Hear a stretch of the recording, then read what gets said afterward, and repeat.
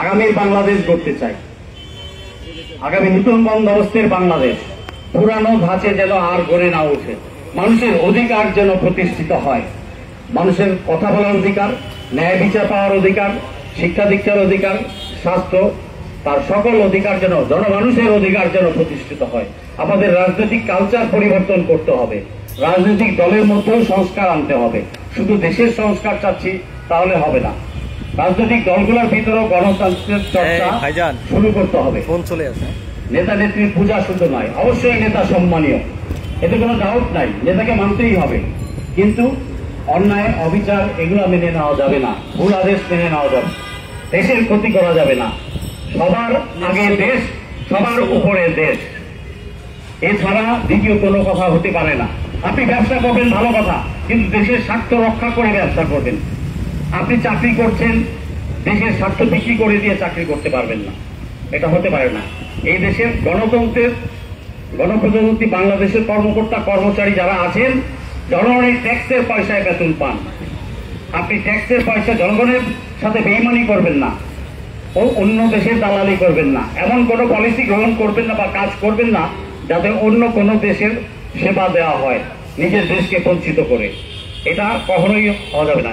জুলাই স্পিরিটকে আমাদের ধারণ করতে হবে, এই শহীদদের রক্তের সাথে বেইমানি করা যাবে না, 30,000 আহত পঙ্গু যোদ্ধাদের সাথে বেইমানি করা যাবে না।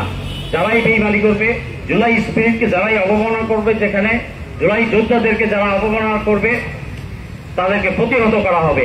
আমরা ছাত্র জনতা, সাধারণ আমজনতা সবাই মিলে এদেরকে প্রতিহত করব। শহীদদের কোনোভাবেই অমর্যাদা করা যাবে না। ভবিষ্যতে এই ধরনের ফ্যাসিবাদী কোনো অনুষ্ঠান আমরা দেখতে চাই না, সরকারের গাফিলতি বা দুর্বলতা আমরা দেখতে চাই না। এ ব্যাপারে আমি সরকারকে অনুরোধ করব, আমাদের গোয়েন্দা বাহিনীগুলোকে অনুরোধ করব, পুলিশকে অনুরোধ করব, ভবিষ্যতে আরো যেন সতর্ক থাকেন আপনারা, যাতে দেশটাকে কেউ অশান্ত করতে না পারে। ভারতের সেবাদাসদেরকে নজরে রাখুন, জুলাই স্পিরিট ধারণ করুন, সকলের মধ্যে জুলাই স্পিরিট ধারণ করতে হবে। আপনারা এখনো করতে পারছেন না, লেসপেন্সাররা বুঝতে পারছেন না, কারণ মাঠে ছিলেন না।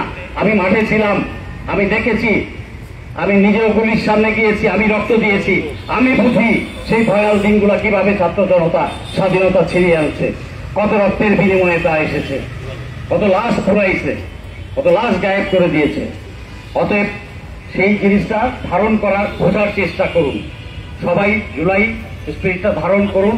আর আমি জুলাই যোদ্ধাদের প্রতি অনুরোধ রাখবো, তোমরা সংগঠিত থাকো, প্রয়োজনে আমরা আবার জেগে উঠবো।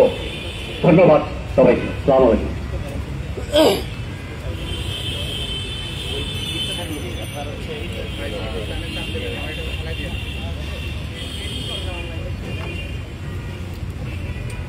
আচ্ছা, আজকের অনুষ্ঠানের মূল বক্তব্য, লিখিত বক্তব্য এবং কর্মসূচি আমরা এখন পড়ছি।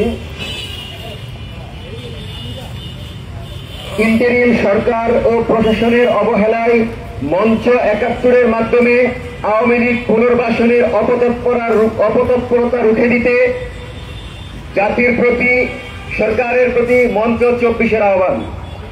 দীর্ঘ শোষণ, বৈষম্য ও নির্যাতনের বিরুদ্ধে বাংলার মানুষ জীবন উৎসর্গ করে ১৯৭১ সালে স্বাধীনতা অর্জন করে, কিন্তু এই মহান মুক্তিযুদ্ধের চেতনাকে কুক্ষিগত করেছিল আওয়ামী হায়নারা।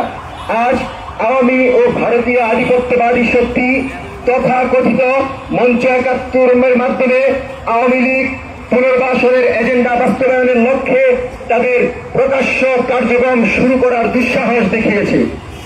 দেশ বিরোধী শক্তির বিষয়ে দেশের গোয়েন্দা সংস্থার পূর্বে থেকেই জানার কথা ছিল এবং এই কর্মসূচি বন্ধের উদ্যোগ নেওয়া তাদের জন্য আবশ্যকীয় ছিল, কিন্তু সরকার তা করতে ব্যর্থ হয়েছে।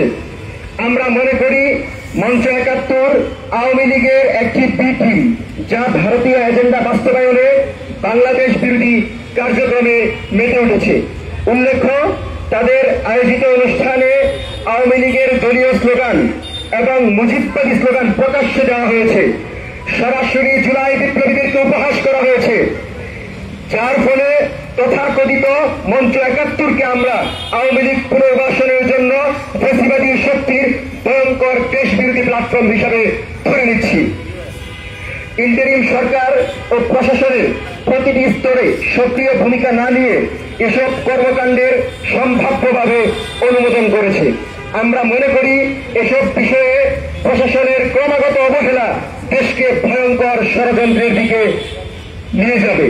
তাই সম্ভাব্য আওয়ামী সকল শক্তির কার্যক্রম বন্ধ করার জন্য অন্তর্বর্তীকালীন সরকারকে আহ্বান জানাচ্ছি। উল্লেখ্য যে প্রশাসন যদি ভূমিকা না রাখে ছাত্র জনতা জুলাইয়ের ম্যান্ডেটকে টিকিয়ে রাখার জন্য রাজপথে নামতে বাধ্য হবে।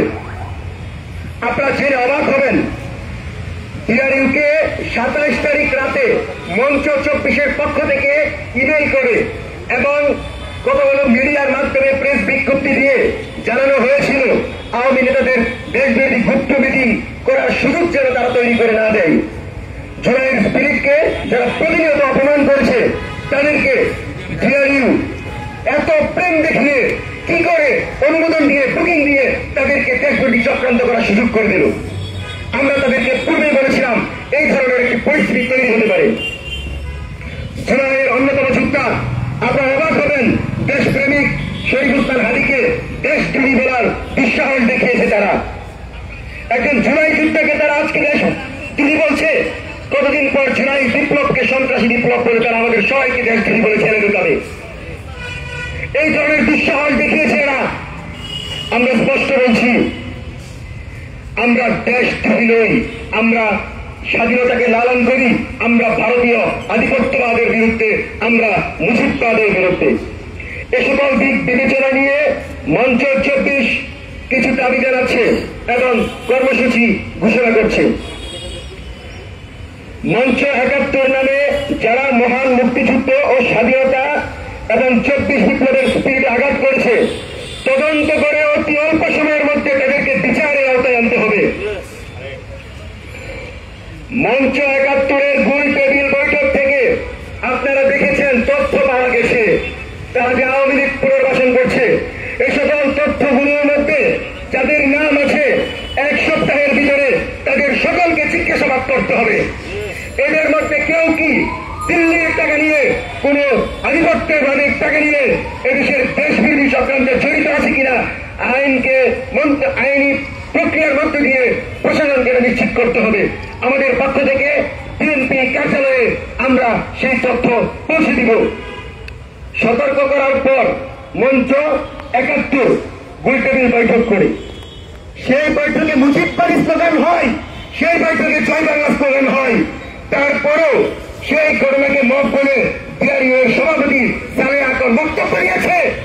এরকম দুঃসাহস তিনি কি করে দেখান, যেখানে জুলাইকে অবমাননা দেওয়া হয়, যেখানে প্রতিনিয়ত জুলাইয়ের ব্যাপারে তারা বক্তব্য দিচ্ছে, হাসিনার পক্ষে লড়াই করার জন্য দাঁড়িয়েছে, তাদের পক্ষ নিয়ে ডিআরইউর সালেহ আকর তিনি কথা বলেন।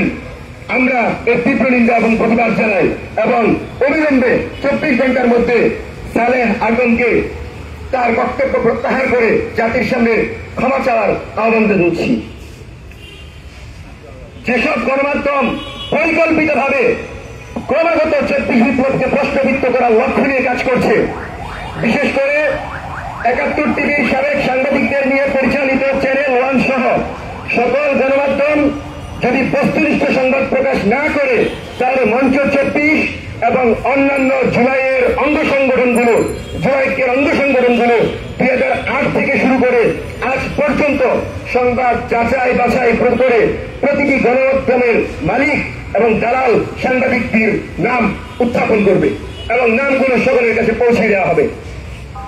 আমরা আলটিমেটাম দিচ্ছি, মঞ্চ 71-এর বিরুদ্ধে আগামী 1 সপ্তাহের মধ্যে ব্যবস্থা না নিলে স্বরাষ্ট্র মন্ত্রণালয় ও সংশ্লিষ্ট সকলের নামে আইনগত ব্যবস্থা নিলে মঞ্চ 24 আমরা আবু সাঈদ, আমরা ওয়াসিম, আমরা আবু সাঈদের সেই রক্তকে ধারণ করি, আবু সাঈদের সেই চেতনাকে ধারণ করি, লাল জুলাইয়ের চেতনা ধারণ করি। আমরা কাউকে ছাড় দিব না। এই সরকার জনগণের ম্যান্ডেট নিয়ে ছাত্র জনতার পক্ষ থেকে রক্তের উপর দাঁড়িয়ে আছে।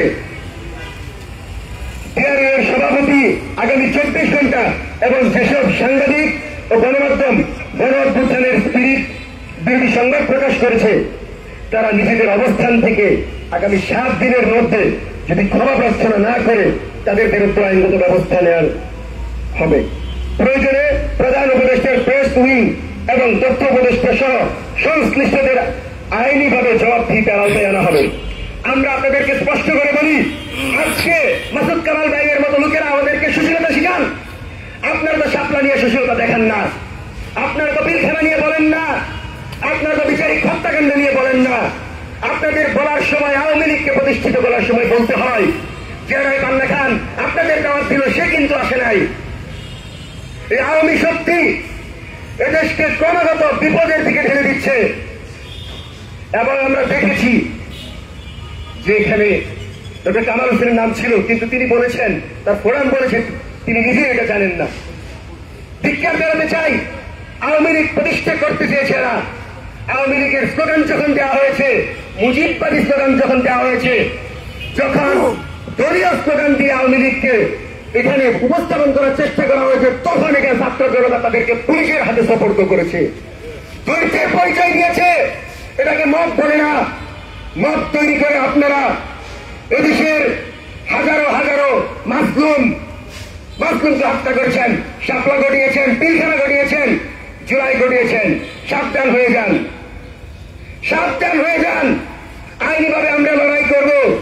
যারাই জুলাইয়ের বিরুদ্ধে কথা বলবে, জুলাইকে উপহাস করবে, তাদের বিরুদ্ধে আমরা আমাদের অবস্থান স্পষ্ট জানিয়ে দিচ্ছি। আমরা মাঠে আছি। আবু সাইদ মুক্ত, শেষ হয়নি যুদ্ধ। আপনাদেরকে অবগত করার জন্য বলি, জুলাই এত একটি সহজ বিপ্লব ছিল না। রক্তের উপর দিয়ে দাঁড়িয়ে গুম খুন, দীর্ঘ 16 বছরের আওয়ামী ফ্যাসিবাদের পর শত শত হাজার হাজার শিক্ষার্থীর রক্তের বিনিময়ে জুলাই পেয়েছি।